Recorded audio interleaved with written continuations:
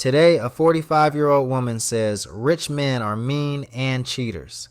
Kevin Samuel schools her on why that belief may be costing her everything. A lot of scare tactics. Guess what? I'm hearing a lot of scare tactics being aimed at younger women by a lot of older women and by some men. Successful, older women, and even some men are often telling younger women to avoid successful, high-value men, successful, high-value black men in particular. And the horror stories are only the beginning. These successful, older women, sometimes men, leave these young women terrified, fearful of dealing with those big, bad, successful, high-value men. That's the premise. Now, see, the thing is, one thing, the men telling women to avoid high-value men, these high-value men are the devil or demons. By definition, they're not high-value or successful. You could call this player hating at his best. Dirty macking, whatever you want to call it. I have yet to see a successful high-value man tell anybody, "Ooh, you need to avoid those guys." You always got some dusty bum running around telling somebody they're this, they're that, they're bad, we're exposing him and they're frauds and there's this and that. And like, oh, wait a minute, hold on. Let me look at your resume. Let me look at what you do. Hold on, wait a minute. You got 3 years on lettuce at McDonald's, 2 years as a Subway sandwich artist. You got 1 year, okay.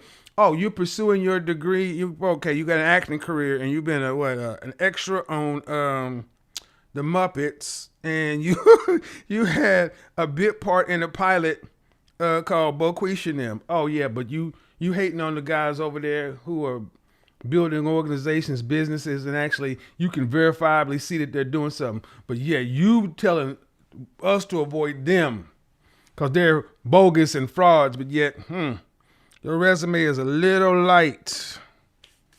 Gotcha. There have always been guys out there like that.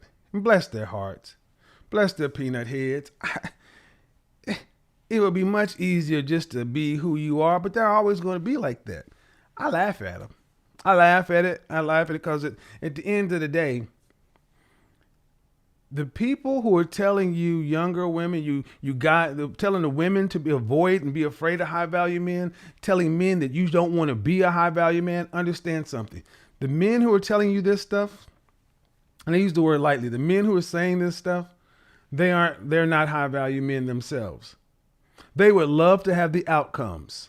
Now, make no mistake, they would love to have the outcomes and the things associated with high-value lifestyle.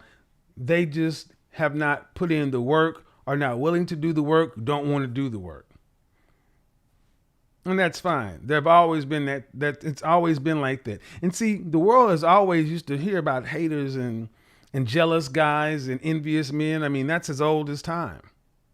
What's new is you have women, successful women doing this now. And why do I keep doing success in air quotes? Because a lot of the women who are talking about these things tend to have some sort of career, something that they define themselves as successful. Now, what I've learned is success is very broad. You can have people who are successful who are, 4 kids by 6 different men and, not the best looking or the nicest person, but they can be successful. We have opened the floodgates on what success is, and I'm not here to judge it either way. You like it, I love it. But I find it interesting that such a broad swath of successful women are going and telling younger women to avoid those guys. Those guys they're not what they appear to be. First off, 3 or 4 years ago, the conversation was there are no good men, or black men don't make any money. It was all black men are broke and dusty and this and that. But then the facts, the data, statistics, and things like that have come out and just totally blew that argument up. 51% of black men are single and childless. 64% are in the middle class. So black men are doing fine. American Enterprise Institute, Black Men Make It in America, show that black men are doing rather well, especially with things they have to deal with. Appreciate it, fam. Why is this important? Because high value men, successful men, tend to be so consumed with what they're doing, they don't really let themselves worry about what other folks are doing. However, you find yourself as a target.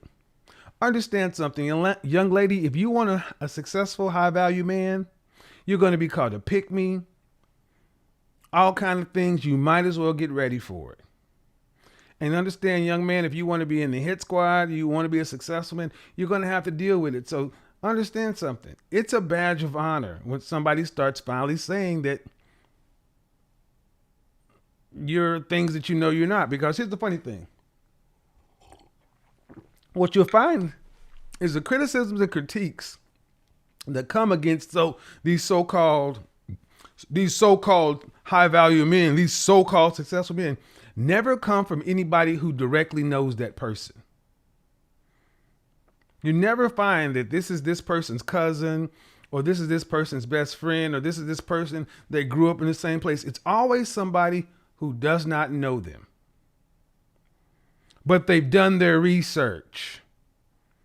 They don't know this person, supposedly are successful in their own life and have a full me-ass life on their own, but yet they have time enough to take away from their full, happy, productive life to go do research on somebody else that they don't know, with the express purpose of exposing them.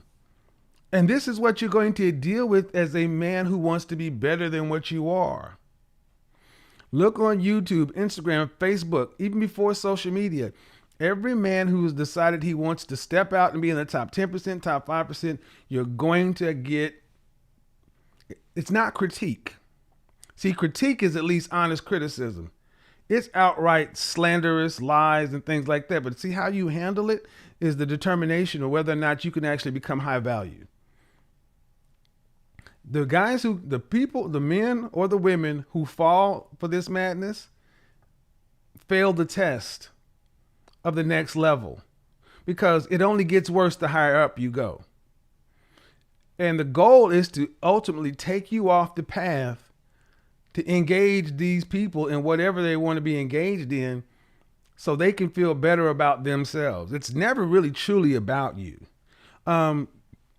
And understand something. It's something I've dealt with personally my entire life. As far back as I can remember, I've had guys that are jealous of me. Not everybody, but you have people who don't like you and don't know you.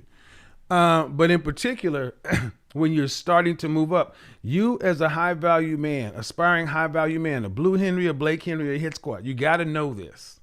You're going into an area where you're not supposed to be. See, you're not supposed to be successful in a black man.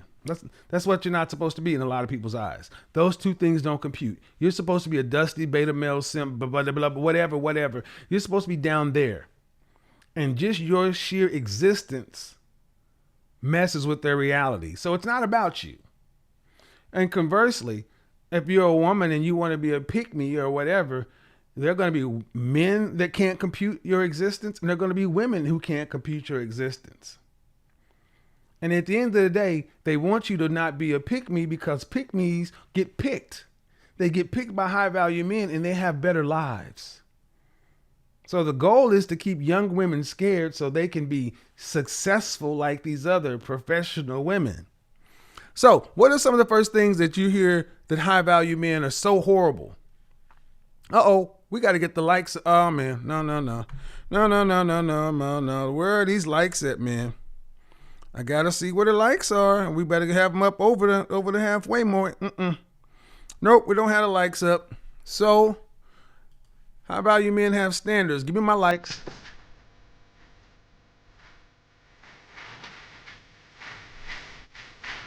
Give me my likes.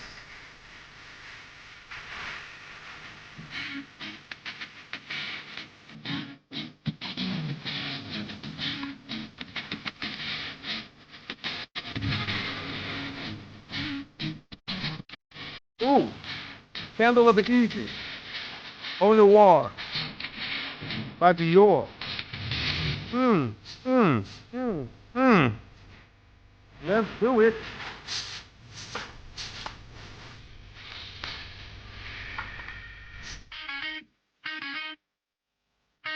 4, 3, 2, 1.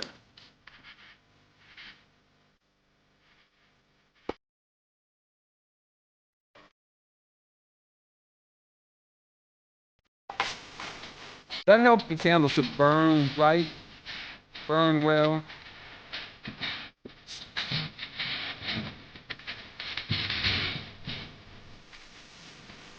Let's do it, let's do it, let's do it.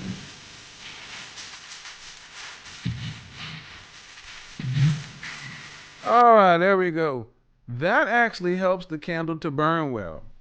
A glass flute or a cylinder, it keeps the heat kind of uniform, and it helps the candle to set well. All right, let's get into it. Now, for the people who if it don't apply, let it fly.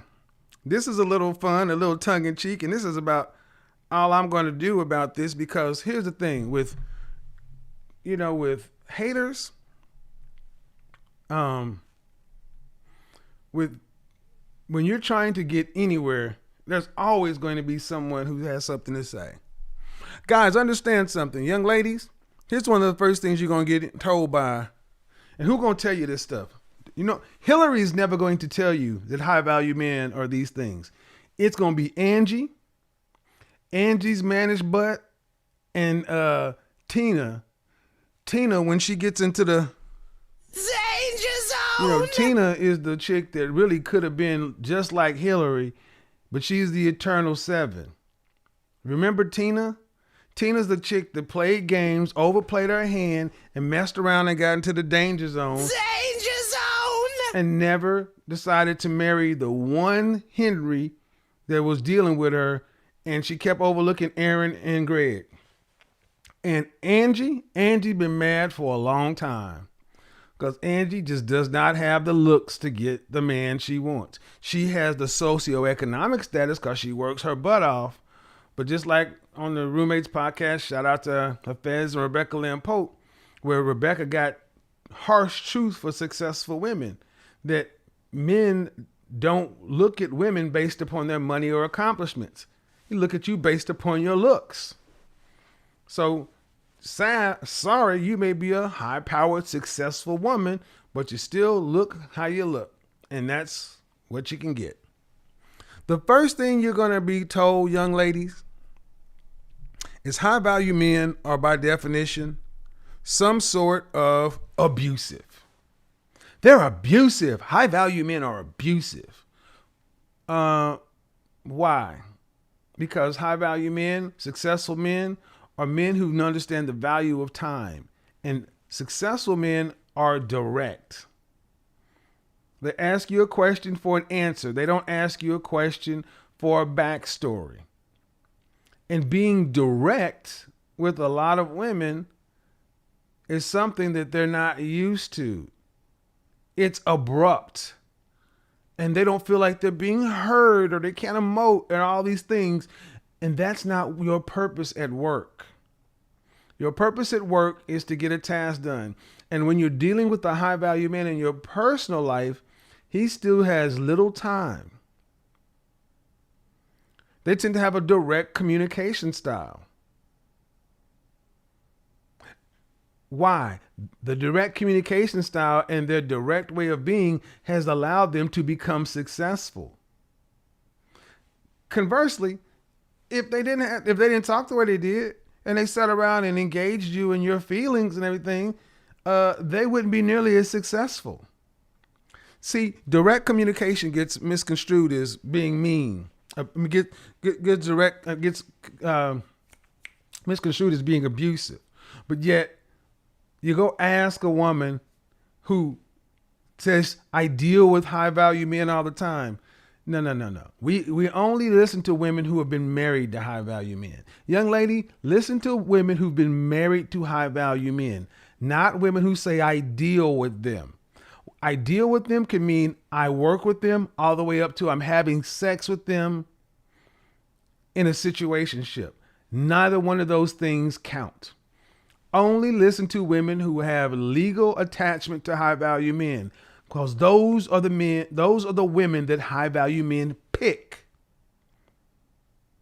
for relationship. Again, this is very important, young ladies. Only listen to the women who have been the wife of a high value man, not the ones that deals with them. If my show is showing you anything, it shows you that there's a wide range of dealing. It can be informal, working, all the way up to friends with benefits. It can even be dating, supposedly. But see, high value men, when they find a woman they want to be with, they marry them. They marry them in short order. They don't wait 2-3 years, 6 months or less. So if you talk to a woman and she's dealing with a high value man for a year plus, tune her smooth out. They tend to be abusive. They're not abusive. They're not abusive. Here's some other things they've said. They're controlling and they're mean. All these things are the same thing. They're abusive. They're controlling. They're mean. They're not mean. They speak in truths. They speak in facts, figures, statistics, data. They're direct communicators. They tend to be logical because they got to get stuff done. They cut through to get what's necessary. To a lot of women who didn't have a strong father or grew up with dad or grew up around men, this direct way of dealing sounds harsh. It's jarring. But they are not used to masculine control. Their mother could have been controlling, but it came across in a different way. Now, the funny thing is, you don't find many executives, many upper management, executive level management, upper level management, mid management guys who are just wimpy. So they'll scare you away with telling you, girl, if you get with that successful high value man, he's going to control you. What does that mean? He's going to make you stay in the gym and eat grass to remain rail thin. And this will generally be told to you by a woman who's anything but fit. Again, girl, you go after them successful high value men, they're going to control you. They're going to make you stay in the gym, eat grass to stay rail thin. It's going to be told to you by women who are everything but fit. They're going to tell you how these men are going to, they're going to tell you that you need to have your phone unlocked. And if he says, give me your phone, you need to give him the phone. And he's going to have all these different things. And see, what I need you to understand is these women have never married a high value man, and they haven't even really dealt with the high value man. Because high value men don't tell their women what to do. High value men don't tell their women what to do. High value men instead tell their women what they accept. Marcus doesn't tell Hillary, you can't, if you're going to be my girlfriend or my wife, you can't be on social media. That's not what he tells her. Marcus instead will say, my wife won't use Facebook. My wife won't use social media. Now it's up to Hillary to decide whether or not she wants to be his wife or wants to be in consideration. It's a choice. Oh, but see, that's manipulation. No, it's not. It's a choice.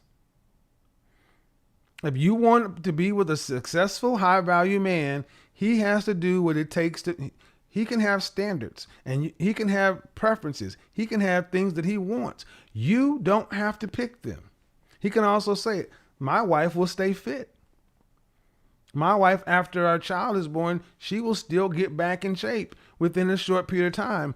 But as the man, I'm going to make sure I provide the means and resources and everything at her disposal to get it done.